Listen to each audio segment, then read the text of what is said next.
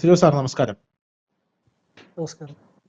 നമ്മുടെ കുംഭമേള നടക്കുകയാണ്, മഹാകുംഭമേള. 144 വർഷത്തിൽ ഒരിക്കൽ മാത്രം നടക്കുന്ന കുംഭമേള എന്നുള്ളതാണ് ഈ കുംഭമേള അറിയപ്പെടുന്നത്. എനിക്കതിൽ ചെറിയ സംശയങ്ങളൊക്കെ ഉണ്ടായിരുന്നു. പക്ഷേ ഈവൻ ഇന്റർനാഷണൽ വ്ളോഗേഴ്സ് അവർ വരെ വന്ന് കുംഭമേളയെ കുറിച്ച് പല വ്ളോഗും നടത്തുന്നുണ്ട്. ഇവൻ നാസ് ഡെയിലി പോലെയുള്ള ആൾക്കാരൊക്കെ വന്നിട്ട് ഇവർ അത്ഭുതപ്പെടുകയാണ്, എങ്ങനെയാണ് ഈ കുംഭമേള ഈ 45 കോടി ജനങ്ങൾ 55 കടക്കും എന്ന് പറയുന്നു. Highest gathering in the planet, human gathering എന്നാണ് കുംഭമേളയെ കുറിച്ച് പറയപ്പെടുന്നത്. അപ്പോ ഈ കുംഭമേള നമ്മുടെ നാട്ടിൽ, അതായത് കേരളത്തിൽ അറിയാലോ, സ്വാഭാവികമായിട്ടും കുംഭമേള ഒന്നും ശ്രദ്ധിക്കപ്പെടാതെ കിടക്കുകയായിരുന്നു. അങ്ങനെ ശ്രദ്ധിക്കപ്പെടാതെ കിടന്ന ഈ കുംഭമേള ശ്രദ്ധയിലേക്ക് എത്തി. കുംഭമേളയിൽ ഒരു ആക്സിഡന്റിൽ തിക്കിലും തിരക്കിലും പെട്ട് ധാരാളം ആൾക്കാർ മരിച്ചു എന്നുള്ളതായിരുന്നു ആ വാർത്ത എന്ന് പറയുന്നത്. 45 കോടിയിൽ നിന്നും 55 കോടിയിലേക്ക് കാര്യങ്ങൾ എത്തിയപ്പോൾ, തിക്കിലും തിരക്കിലും പെട്ട ആൾക്കാർ മരിച്ചപ്പോൾ പല മാധ്യമങ്ങളും അവിടെ പറന്നെത്തി, ഞങ്ങൾ ഇവിടെ ഇതാ എത്തിയിരിക്കുന്നു എന്ന് പറഞ്ഞു. അപ്പൊ അവരവിടെ ഇല്ലായിരുന്നു എന്നുള്ളത് പകല് പോലെ വ്യക്തമാണ്. നാഷണൽ മീഡിയാസും ഇന്റർനാഷണൽ മീഡിയാസും വരെ അവിടെ ഉണ്ടായിരുന്നു.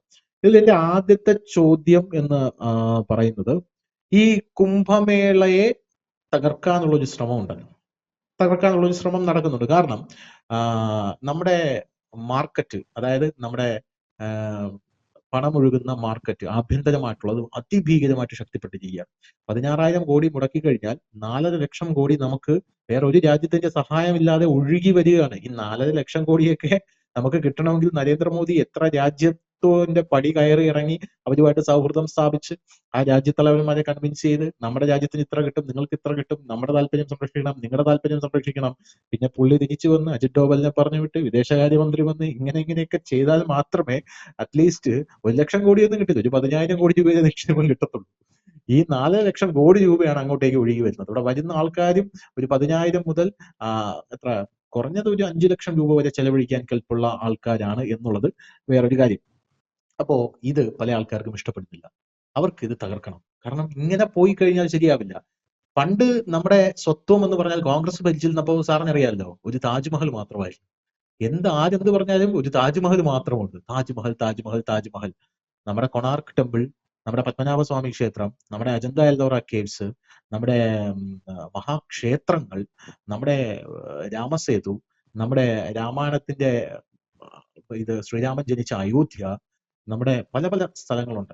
എന്ന് പറഞ്ഞാൽ ഇതിനെയൊക്കെ കവച്ചു വയ്ക്കുന്ന, ലോകത്തുള്ള പല പ്രദേശങ്ങളെയും കവച്ചു വയ്ക്കുന്ന സ്ഥലങ്ങൾ ഇതൊന്നുമില്ല. കാരണം ഇതൊക്കെ എടുത്ത് മുന്നിലേക്ക് വെച്ചു കഴിഞ്ഞാൽ അവർക്ക് ഈ താജ്മഹലിന്റെ നെറേറ്റീവ് പൊളിഞ്ഞു വീഴും എന്നുള്ളൊരു സാഹചര്യം ഉണ്ടായിരുന്നു.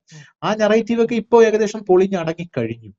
കാരണം ഇപ്പോ ഇവിടെയുള്ള ഭൂരിപക്ഷം എന്ന് പറയുന്ന ജനങ്ങൾ കുംഭമേളയിലേക്ക് പോകുന്നത് അഭിമാനിക്കുന്നവരാണ്.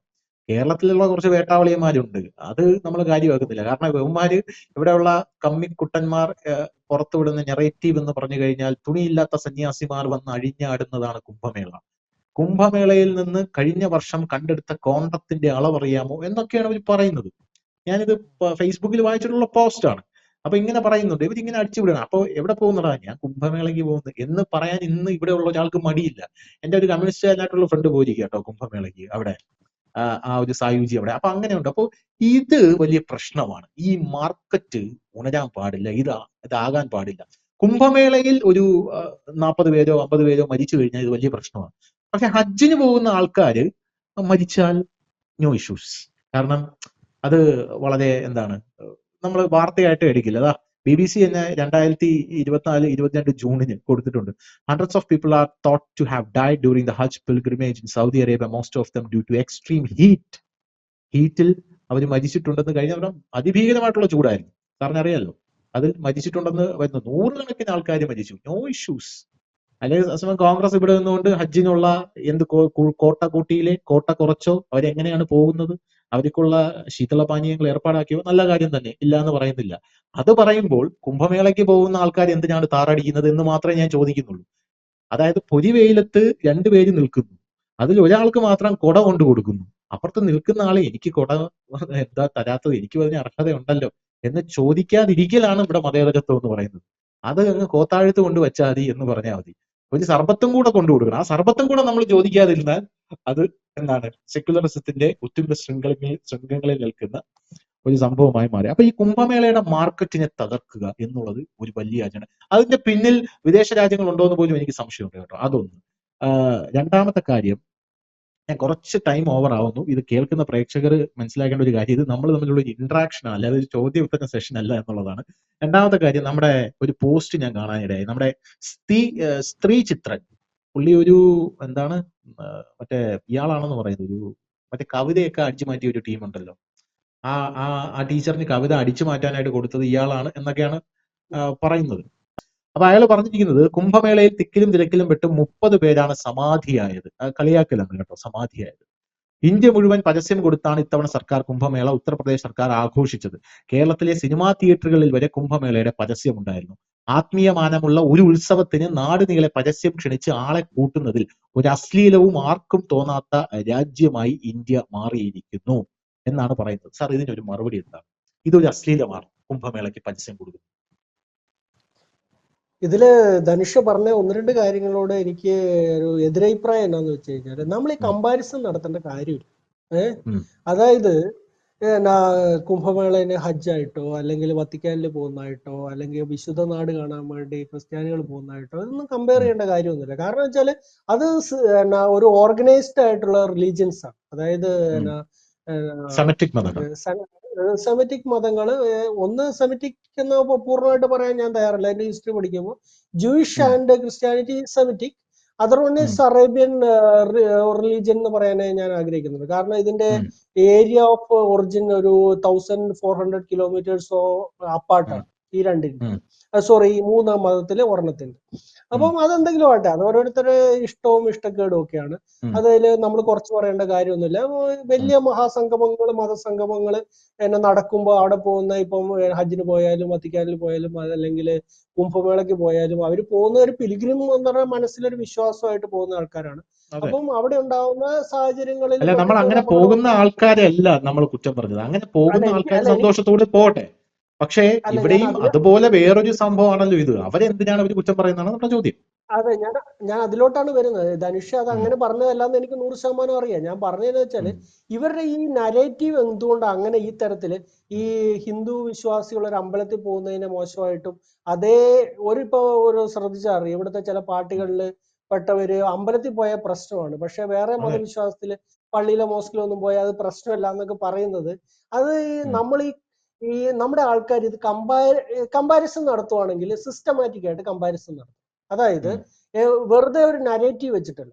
അതായത് ഇപ്പം കുംഭമേളയ്ക്ക് നമ്മൾ ആദ്യം 45 കോടി ജനങ്ങൾ വരുമെന്ന് പറഞ്ഞു. 45 കോടി ജനങ്ങൾ, ഇന്ത്യയിലാകെ 148 കോടി ജനങ്ങളെ ഉള്ളൂ. അതിൽ 45 കോടി ജനങ്ങൾ കുംഭമേളയ്ക്ക് വരുമോ, എന്ത് തമാശയാണെന്ന് പറഞ്ഞവരാണ് ഇപ്പം അതെ അവിടെ 10-40 കോടി വന്നിട്ടുണ്ട്, ഇനി തീരാൻ കുറച്ച് മാസങ്ങളും അല്ല കുറച്ച് ദിവസങ്ങളിലൂടെ ഉണ്ട്. ഒരു 13-ാം തീയതി 14-ാം തീയതി വരെ ഉണ്ട്. ഒരു 26-ാം തീയതി വരെയൊക്കെ ആൾക്കാർ വരുമെന്നാണ് പ്രതീക്ഷിക്കുന്നത്, ഈ ഫെബ്രുവരി. അപ്പം ഈ 45 കോടി അവർക്ക് ആള് വരില്ലെന്ന് പറയുന്നത് 45 കോടിയിലോട്ട് അടുക്കുന്നു, അത് 50 കോടിയിലോട്ട് പോകുന്നു എന്നുള്ളത് അവരെ സംബന്ധിച്ച് വലിയൊരു ഞെട്ടലാണ്.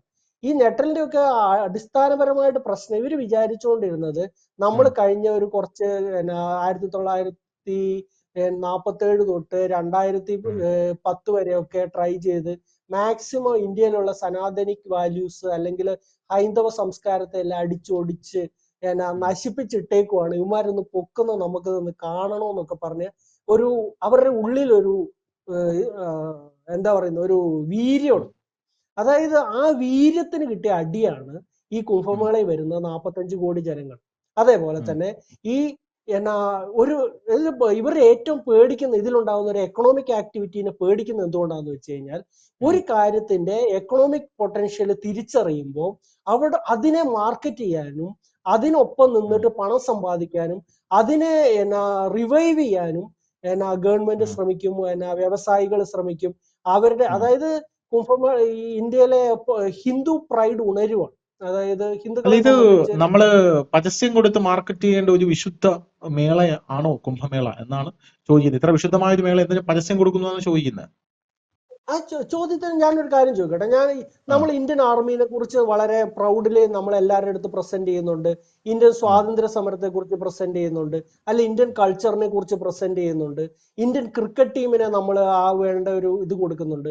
ഇപ്പൊ നമ്മൾ പത്മശ്രീ അവാർഡൊക്കെ കൊടുക്കുമ്പോൾ സിനിമാക്കാർക്ക് കൊടുക്കുന്നുണ്ട്, അല്ലെങ്കിൽ കവികൾക്ക് കൊടുക്കുന്നുണ്ട്, എല്ലാം പലതരത്തിലുള്ള അവാർഡുകൾ കൊടുക്കും. ഈ അവാർഡൊക്കെ കൊടുക്കുന്നത് എന്തിനാണ്?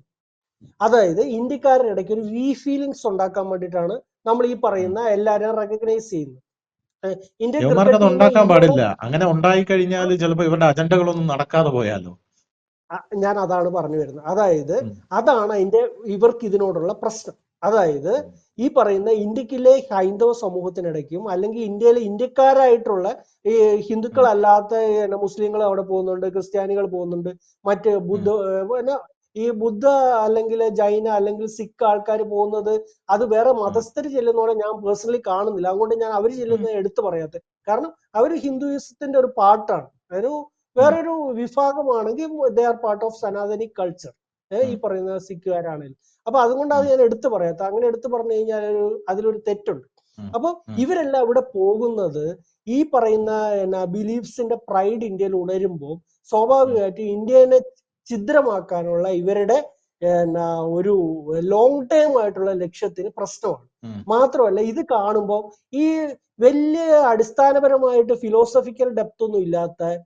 മതങ്ങളിൽ നിന്ന് വരുന്ന ആൾക്കാര് പെട്ടെന്ന് ചാടിപ്പോകും. നിങ്ങൾ ശ്രദ്ധിച്ചാൽ അറിയാം, യൂറോപ്പൊക്കെ എങ്ങനെയാ ആൾക്കാർ എങ്ങനെയാണ് അവര് എന്നാ മതവിശ്വാസം ഇല്ലാതെ നിരീശ്വരവാദികളൊക്കെ ആയി പോകുന്നതെന്ന് പറഞ്ഞു കഴിഞ്ഞാൽ ഉം. ഒരു ഉം. നമുക്കതിന് അതിന് കുറെ കാരണങ്ങൾ അത് പറഞ്ഞു കഴിഞ്ഞാൽ ചിലപ്പോൾ വളരെ എന്താ പറയുന്നത് ആൾക്കാർ കോൺട്രവേഴ്ഷ്യൽ ആക്കാൻ സാധ്യതയുണ്ട്. പക്ഷെ ഉം. അതിന്റെ ഒരു മെയിൻ പ്രശ്നം എന്ന് പറഞ്ഞാൽ ഫിലോസഫിക്കൽ ഡെപ്ത് ഇല്ല എന്നുള്ളത് തന്നെയാണ് അതിന്റെ പ്രശ്നം. ഒരു ഉം. ഉദാഹരണം പറഞ്ഞു കഴിഞ്ഞാല് ഈ പറയുന്ന ഏതൊരു മതത്തിന്റെയും വലിയ അത്ഭുതങ്ങളൊക്കെ കാണിച്ച ആൾക്കാര് ഉം. ഇപ്പൊ നിങ്ങൾ 18 സിദ്ധന്മാരെ കുറിച്ചൊക്കെ കേട്ടിട്ടുണ്ടാവും നമ്മൾ ഇന്ത്യൻ സനാതനിക് ബിലീഫ്സിൽ. 18 അതെ. സിദ്ധന്മാരില് അതിൽ 18-ൽ ഒരാൾ കാണിച്ച അത്രയും 18-ൽ ഏറ്റവും ഗ്രേഡ് കുറഞ്ഞ ആള് കാണിച്ച അത്രയും വരെയും ഇതെല്ലാം കഥകളാണ്. ഈ കഥകൾ എന്നുള്ള ഉം. രീതിയിൽ തന്നെ പറയാം. അവരുടെ ഒരു ഗ്ലോറിഫിക്കേഷൻ വരെയും നമുക്ക് പറയാനില്ലാത്ത ആൾക്കാരാണ് വേറെ പലയിടത്തും വേറെ ഒരു കാലഘട്ടത്തിൽ അല്ലെ വേറൊരു ഉം. സ്ഥലത്ത് ഉം. ഒറിജിൻ ചെയ്തു എന്നതിന്റെ പേരിൽ ഒരു കൾട്ടായിട്ട് മാറുന്നത്. അപ്പൊ ഉം. ഞാൻ പറഞ്ഞതിന്റെ ഒരു പോയിന്റ് മനസ്സിലായി. അപ്പൊ ഉം. ഈ അങ്ങനെ മാറുന്നത് തന്നെ അവർക്ക് പേടിയാണ് എപ്പോഴും. കാരണം വെച്ചാല് ഒരു ഒരു ഉം. വേറൊരെണ്ണത്തിന്റെ ഒരു ഇസത്തിന്റെ അതായത് 10,000 5,000 വർഷം 6,000 ഉം. വർഷം പഴക്കമുള്ള ഒരു ബിലീഫ് സിസ്റ്റം വീണ്ടും ഉം. റിവൈവ് ചെയ്തിട്ട് ഗ്ലോബലി അതിന്റെ ഒരു കാറ്റ് വീശാൻ തുടങ്ങിക്കഴിഞ്ഞാൽ അതിനെ തടഞ്ഞു നിർത്താനൊക്കെ പറ്റുമോ? ഉം. അല്ലെങ്കിൽ നമ്മുടെ കൂട്ടത്തിൽ നിന്നോ അല്ലെങ്കിൽ ഈ ഇന്റർനെറ്റിനെ അതിജീവിക്കൂല എന്ന് കരുതുന്ന ആൾക്കാരൊക്കെ ഈ പറയുന്ന ഒരു വിശ്വാസ സംഹിതയിലോട്ട് മാറുമോ? പ്രത്യേകിച്ച് ഈ ഗ്ലോബൽ വാർമിങ്ങിന്റെ ഒക്കെ കാലഘട്ടങ്ങളിൽ പ്രകൃതിയോട് അടുത്ത് ജീവിക്കേണ്ട ഒരു കാര്യങ്ങൾ ബോധ്യപ്പെടുന്നതിന്റെ ഭാഗമായിട്ട് ഈ സംസ്കാരങ്ങൾക്ക് ഒപ്പം നിൽക്കുമോ എന്നൊക്കെയുള്ള പേടിയാണ് ഇവരുടെ ഈ റിലീജിയസ്, അതായത് നമ്മുടെ ഈ കുംഭമേള പോലെയുള്ള റിലീജിയസ് ഫെസ്റ്റിവലിനെ ഇവര് ഡീഗ്രേഡ് ചെയ്യാൻ നോക്കുന്നത്.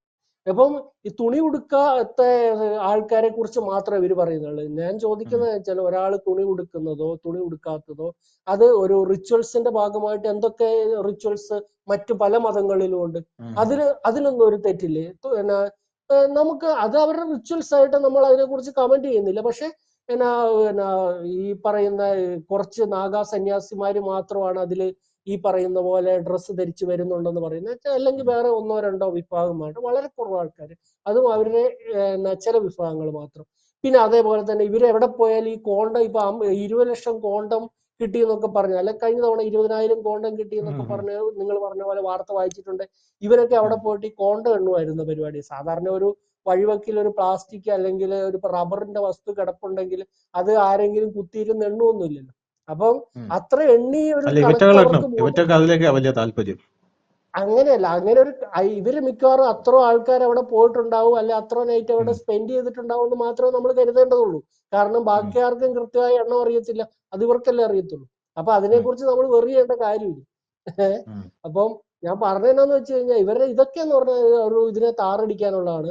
ഇത്രയും വലിയ എക്കണോമിക് ആക്ടിവിറ്റി നടക്കുന്നു, അല്ലെങ്കിൽ ഇന്ത്യയിൽ ഈ പറയുന്ന രീതിയിലുള്ള ഒരു ആൾക്കാർ അതിലോട്ട് ഒഴുകി എത്തുമെന്നൊക്കെ പറഞ്ഞു കഴിഞ്ഞാൽ ഇന്ത്യയിലെ 1/3 അല്ലെ 1/1 ജനങ്ങൾ അത് അവിടെ എത്തി എന്നുള്ള രീതിയിലാണ് വരുന്നത്. ഇപ്പൊ മുഴുവൻ നമ്മൾ വിചാരിക്കുന്ന പോലെ അത്ര പ്രിസൈസ് കണക്കൊന്നും അല്ലെങ്കിലും ഒരു നല്ല വിഭാഗം എത്തിയിട്ടുണ്ട്.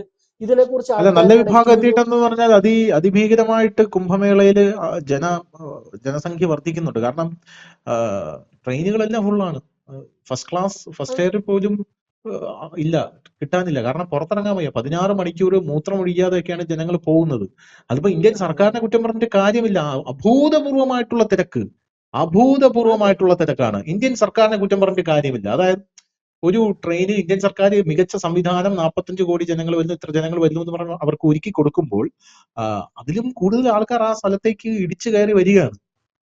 അങ്ങനെ ഇടിച്ചു കയറി അതെ വരികയാണ്. ഇപ്പൊ നമ്മുടെ ഈ ഉദാഹരണത്തിന് പറയുകയാണെങ്കിൽ നമ്മുടെ ഈ ഫിലിം സ്റ്റാർസിന്റെ ഒക്കെ വിവാഹം നടക്കുമ്പോൾ അവർ പരസ്യപ്പെടുത്താറില്ല വിവാഹം. കാരണം ഇല്ല അവരുടെ ഫാൻസും അവരും ഇവരും എല്ലാം വന്നു കഴിഞ്ഞാൽ എല്ലാവർക്കും കൂടെ ഒരുമിച്ച് ഭക്ഷണം കൊടുക്കാനായിട്ട് അവർക്കില്ല എന്നുള്ളത് കൊണ്ട് ഇല്ല പരസ്യപ്പെടുത്തില്ല അവര്. അങ്ങനെ പരസ്യപ്പെടുത്തില്ല. പക്ഷെ സർക്കാർ ഇവിടെ കൃത്യമായിട്ട് കാര്യങ്ങളൊക്കെ ചെയ്യുന്നു. അത് എല്ലാം കൃത്യമായിരുന്നു. ആൾക്കാർ വന്നു. രണ്ടാമത്തെ കാര്യം 20 കിലോമീറ്റർ നീണ്ടു വരുന്ന ക്യൂ ആണ്. ആ ക്യൂ സ്തംഭിച്ചു പോയി പ്രയാഗ്രാജിൽ. അലഹബാദ് കോടതി അടച്ചു. അലഹബാദ് കോടതി അവധി പ്രഖ്യാപിച്ചു കഴിഞ്ഞു. അയോധ്യയിലേക്ക് ഇനി വരണ്ടെന്നാണ് പറഞ്ഞിരിക്കുന്നത്. കാരണം ഇപ്പൊ തന്നെ 20-30 കിലോമീറ്റർ ക്യൂ ഉണ്ട്. ഇനി വരണ്ട നിങ്ങളാരും. കാരണം ഇനി 20 ദിവസത്തേക്ക് അയോധ്യയിൽ ദർശനം സാധ്യമാകൂ എന്നറിയില്ല എന്നാണ് പറഞ്ഞിരിക്കുന്നത്. എന്നിട്ടും ആൾക്കാർ ഇവിടെ നിന്ന് കുംഭമേളയിലേക്ക് പോവുകയാണ്. കുംഭമേളയിലേക്ക് ആൾക്കാർ പോവുകയാണ്. അപ്പൊ അത്ര ഭീകരമായിട്ടുള്ള ഒരു തിരക്കാണ്. ഇപ്പൊ ഇതൊക്കെ കണ്ട് ഞെട്ടിയിട്ടായിരിക്കാം ചിലപ്പോ ഇങ്ങനെ ഉള്ള ഒരു എന്താ ഒരു ഒരു ഒരു പരിഭ്രാന്തിയിൽ നിന്ന് വന്നത്. കാരണം ഇത്രയും ഇന്റർനാഷണൽ വ്ളോഗേഴ്സ് ഒക്കെ വന്ന് ചെയ്യുന്നത് വിശ്വസിക്കാൻ പറ്റുന്നില്ല എന്നാണ് അവർ ചെയ്യുന്നത്. പക്ഷെ ഇവിടെയുള്ള ഇതുപോലുള്ള വെട്ടാവളിയന്മാരുടെ പ്രധാനപ്പെട്ട പ്രശ്നം അവിടെ ഇങ്ങനെ ഇത് എന്താണ് മറ്റേ ഇത് ആക്കാമോ, പരസ്യം കൊടുക്കാമോ, നദി മലിനമാക്കാമോ എന്നൊക്കെയാണ് ഇവർ ചോദിക്കുന്നത്. ഇവിടെ പാർവതി പുത്തനാറ് കിടപ്പുണ്ട്. ആ ആമഴഞ്ച തോട്ടില് കഴിഞ്ഞ വർഷം ഒരു ശവം പൊങ്ങിയതേ ഉള്ളൂ. അതൊന്നും ഒരു വിഷയമില്ല. നദി മലിനമാക്കാമോ? ആമസോൺ മഴക്കാടും ഗംഗാ നദിയും അതൊക്കെ ഈ ഹിന്ദുക്കളുമായിട്ട് ബന്ധപ്പെട്ട എന്തെങ്കിലും വിഷയം വന്നാൽ മാത്രമേ ഇവർക്ക് വലിയ പ്രശ്നമുള്ളൂ എന്നാണ് തോന്നുന്നത്. അവര് പറയുന്നത് ഇത്തവണ കുംഭമേളയുടെ കേന്ദ്രം 2 കാര്യങ്ങൾ മാത്രമായിരുന്നു. ഒന്ന് രാഷ്ട്രീയവൽക്കരണം, 2 ഡിജിറ്റൽ മാർക്കറ്റിംഗ്. യോഗിയും മോദിയും ചിരിച്ചു നിൽക്കുന്ന പോസ്റ്ററുകൾ രാജ്യത്തുടനീളം ഒട്ടിച്ചും പരസ്യം കൊടുത്തും ഹിന്ദുത്വയുടെ രാഷ്ട്രീയ മാനം പരസ്യമായി പ്രകടിപ്പിച്ചും നടത്തുന്ന കുംഭമേളയായിരുന്നു ഇത് എന്നാണ് അവർ പറയുന്നത്. കുംഭമേള ഇറ്റ്സെൽഫ് ഇത് ഹിന്ദുക്കളുടെ ഒരു ആചാരമാണ്. എന്ത് ചെയ്യാൻ പറ്റും? മോദിയും യോഗിയും ഒരുമിച്ച് നിൽക്കുന്നെങ്കിൽ മോദി ഈ ലോകത്തിലെ ഏറ്റവും വലിയ ഹ്യൂമൻ ഗ്യാതറിംഗ് നടത്തുന്ന ഒരു രാഷ്ട്രത്തിന്റെ പ്രധാനമന്ത്രിയും യോഗി ആ സംസ്ഥാനത്തിന്റെ മുഖ്യമന്ത്രിയാണ്. നാളെ ഞാൻ പറയട്ടെ, നാളെ ഈ കുംഭമേളയിൽ എന്തെങ്കിലും അനിഷ്ട സംഭവം ഉണ്ടായി കഴിഞ്ഞാൽ ഇതേ മോദിയുടെ കോലം നിങ്ങൾ കത്തിക്കില്ലേ? അങ്ങനെയാണെങ്കിൽ മോദിക്ക് അവിടെ മോദിയുടെ പോസ്റ്റർ വെച്ചുകൂടെ? ഇതേ യോഗിയുടെ കോലം നിങ്ങൾ കത്തിക്കില്ലേ? ആ കോലം കത്തിക്കുമ്പോൾ നിങ്ങളോട് ആരെങ്കിലും ചോദിക്കാൻ വരുന്നുണ്ടോ, നീ എന്തിനാണ് ആ കോലം കത്തിക്കുന്നതെന്ന്? ചോദിക്കാൻ വരുന്നില്ലല്ലോ ആരും. ഈ പോസ്റ്റർ പൊക്കുന്നതിലാണ് ഇവർക്ക് വലിയ പ്രശ്നം എന്ന് പറയുന്നത്. അതെ, ഇവർക്ക് മൊത്തത്തിൽ എന്ന് പറഞ്ഞാൽ ഇതിനോടൊക്കെ ഉള്ള എതിർപ്പാണ്. അത് ശരിക്കും പറഞ്ഞു കഴിഞ്ഞാല് ഇന്ത്യ ഒരു ഹിന്ദു ഭൂരിപക്ഷ രാജ്യമായതുകൊണ്ട് മാത്രമാണ് ഇതൊരു ജനാധിപത്യ രാജ്യമായി നിലനിൽക്കുന്നത് എന്നുള്ള ഒരു ബേസിക് ആയിട്ടുള്ള അല്ല, ഈ മണ്ടൻ മനസ്സിലാക്കാത്ത ഒരു പ്രധാനപ്പെട്ട കാര്യം എന്താ അറിയോ? ഇതിനിടയിൽ ചില ചോദ്യങ്ങൾ ചോദിച്ചത് ചന്ദ്രശേഖർ ആസാദ് മാത്രമാണ്. കുംഭത്തിന് ചെലവഴിച്ച പണവുമായി ബന്ധപ്പെട്ടായിരുന്നു അദ്ദേഹത്തിന്റെ പ്രധാന ചോദ്യം. യുവാക്കൾക്ക് വൈദ്യസഹായം, വിദ്യാഭ്യാസം, തൊഴിൽ എന്നിവ നൽകാനും നിരവധി കുടുംബങ്ങളുടെ പ്രശ്നങ്ങൾ പരിഹരിക്കാനും ചെലവഴിക്കപ്പെടേണ്ട ഫണ്ട് മുഴുവനായും ഒരു ഉത്സവത്തിന് ചെലവാക്കുന്നതിന്റെ യുക്തി എന്താണെന്ന് എന്ന ചോദ്യത്തിന് ഒരു മറുപടിയും ആരും നൽകിയിട്ടില്ല. ഇതിന് എന്തിനാ മറുപടി നൽകേണ്ട ആവശ്യം? ഇപ്പൊ ഞാനൊരു ഇത് കണ്ടിട്ടുണ്ട്. അതായത് മൂന്നാല് കഴുതകൾ ഓടാനായിട്ട് നിൽക്കുന്നു. ഒരു സിംഹം അവിടെ ഇരിക്കുന്നു. ചില സമയത്ത് കഴുതകളിലൂടെ സിംഹം ഓടാനായിട്ട് റേസിന് നിൽക്കുന്നത് പോലും ഒരു സിംഹത്തിന് അപമാനമാണ് എന്ന് പറയുന്നത് പോലെയാണ്. അതായത് ഈ ചോദ്യത്തിന് എന്തിനാ മറുപടി കൊടുക്കേണ്ടത്? ഇതൊരു 16,000 കോടി രൂപയാണ്, അല്ലെങ്കിൽ 25,000 കോടി രൂപയാണ് കുംഭമേളയുടെ മുഴുവൻ നടത്തിപ്പിന്റെ ചെലവ്. അതിൽ നിന്നും വരുന്ന മാർക്കറ്റിന്റെ പൈസ എന്ന് പറയുന്നത് 4.5 ലക്ഷം കോടിയാണ്. അതാണ് കുംഭമേളയുടെ വിജയം എന്ന് പറയുന്നത്.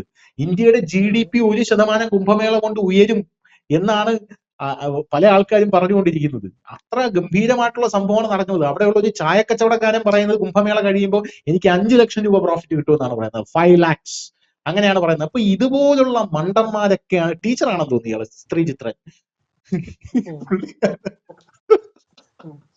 പഠിപ്പിക്കുന്ന ആളാണ് കേട്ടോ. നമ്മൾ ഈ ഏതോ ഒരു ജഡ്ജി ഇല്ലേ ഈ ഇടയ്ക്ക് മറ്റേ കഷായ ഗ്രീഷ്മയിൽ ഏതോ ഒരു ജഡ്ജി വന്ന് കഷായ ഗ്രീഷ്മ പാവമാണെന്ന് പറഞ്ഞപ്പോ ഇയാളുടെ മുഴുവൻ ജഡ്ജ്മെന്റ് പുനഃപരിശോധിക്കണം. ആരാണെന്ന് എനിക്കറിയില്ല, അത് ഞാൻ പറയില്ല. പുനഃപരിശോധിക്കണമെന്ന് പറഞ്ഞപ്പോ ഇയാളുടെ മുഴുവൻ ഇതും പുനഃപരിശോധന പറഞ്ഞ പോലെ ഇയാൾ പഠിപ്പിക്കുന്ന കുട്ടികളുടെയൊക്കെ ഗതി എന്താകും എന്നുള്ളതാണ് എനിക്ക് ചോദിക്കാനുള്ളത്. എന്തായാലും കുംഭമേള അവിടെ നല്ല ഭംഗിയായിട്ട് തന്നെ നടക്കും.